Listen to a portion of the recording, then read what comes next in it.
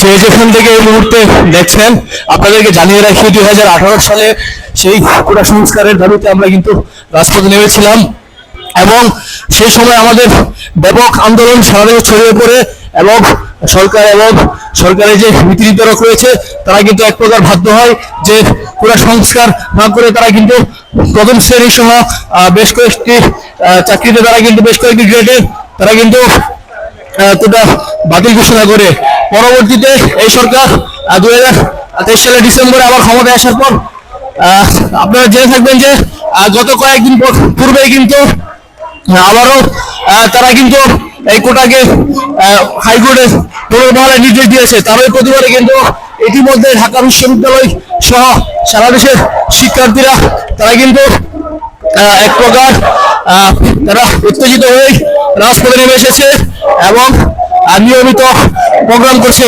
আজকে ঢাকা বিশ্ববিদ্যালয় প্রাঙ্গণে আমরা হাজার হাজার শিক্ষার্থীর উপস্থিতি দেখতে পাচ্ছি।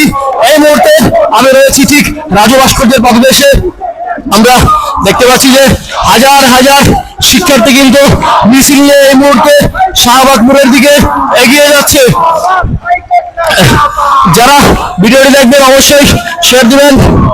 যে যেখান থেকে এই মুহূর্তে দেখছেন আপনারা অবশ্যই কমেন্ট করে জানাবেন যে আপনারা এই আন্দোলনকে সমর্থন করছেন কিনা। আমি আপনাদেরকে দেখাচ্ছি যে ইতিমধ্যে মিছিলের যে প্রথম সারি সেটা কিন্তু শাহবাগ মোড়ে চলে গেছে। এখন পর্যন্ত আমরা সেই নীলক্ষেত পর্যন্ত শিক্ষার্থীদের ব্যাপক উপস্থিতি দেখতে পাচ্ছি।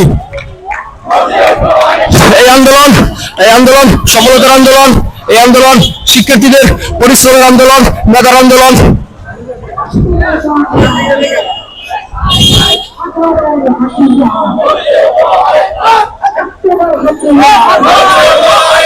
আমরা দেখতে পাচ্ছি স্লোগানে মুখরিত আজকে ঢাকা বিশ্ববিদ্যালয় প্রাঙ্গণ।